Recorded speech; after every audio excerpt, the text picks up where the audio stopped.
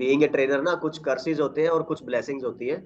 तो मेरे को ऐसे एज सच आंसर किया नहीं जाता है, तो मैं क्या चाह रहा हूँ ना कि थोड़ा सा इस क्वेश्चन को आपका बैकग्राउंड क्लियर कर दूं सबसे पहले तो, और थोड़ा सा वास्ट कर दूं, बिकॉज मुझे पता है ये कितना जरूरी है कैंडिडेट्स के लिए।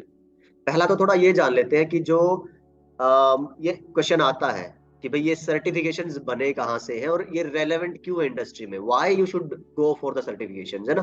तो देखो, जब सिस्को की मैं बात कर लूं, बिकॉज मैं ज्यादातर जो मैंने प्रोफेशनल करियर मेरा रहा है वो सिस्को में रहा है।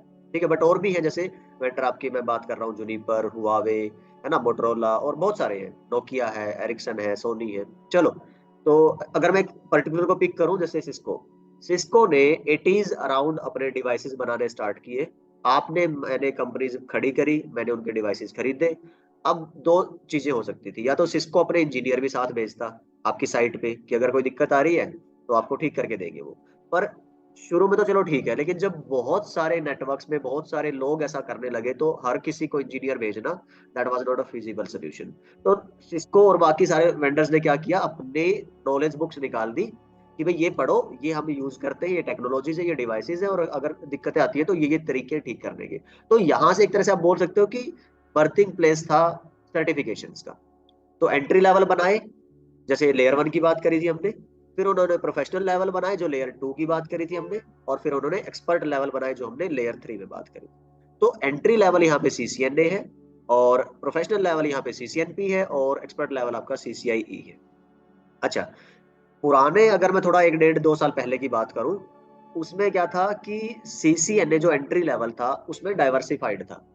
कि जैसे मैंने अभी करियर अपॉर्चुनिटीज की बात करी थी ना, और प्रोफाइल्स की बात करी थी, आप सिक्योरिटी में जा सकते हो, डेटा सेंटर में काम कर सकते हो एज ए नेटवर्क इंजीनियर, आप आईएसपी पे काम कर सकते हो, है ना, क्लाउड में जा सकते हो, ऑटोमेशन में जा सकते हो। तो उसके लिए सीसीएनए लेवल से ही था।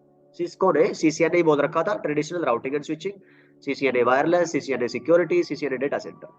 फिर सीसीएनपी में भी ऐसा ही, सीसीआईई में भी ऐसा ही। अब क्या है, सिस्को ने सीसीएनए कर दिया कॉमन।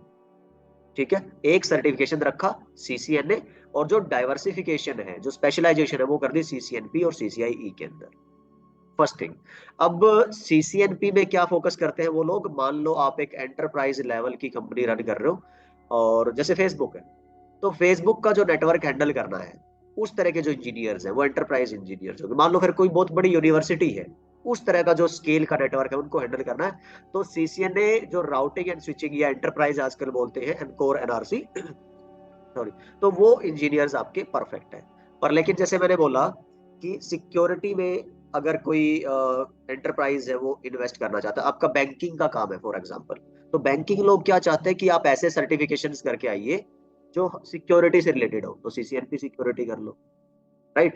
डेटा सेंटर क्या होता है, जैसे फेसबुक पे आप फोटो अपलोड करते हो, वीडियो अपलोड करते हो, तो सारी फोटोज वीडियोस कहाँ जा रही है, कहीं तो स्टोर हो रही है ना।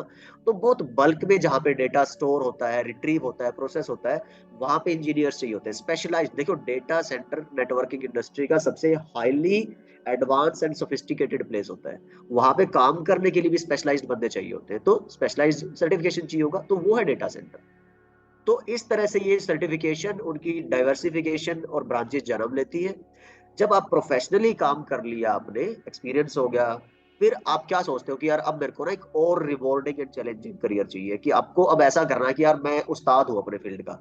तो वो जब उस्तादी आपको चाहिए, तब आप एक्सपीरियंस से आप जाते हो एक्सपर्ट लेवल के सर्टिफिकेशन की तरफ, जैसे सीसीआईई है। तो सीसीआई की अगर मैं पर्टिकुलरली बात करूं, तो बहुत रेप्यूटेटेड एक सर्टिफिकेशन है, जैसे इंडिया में आईएएस आईपीएस बोलते हैं ना, उस लेवल का एक सर्टिफिकेशन है।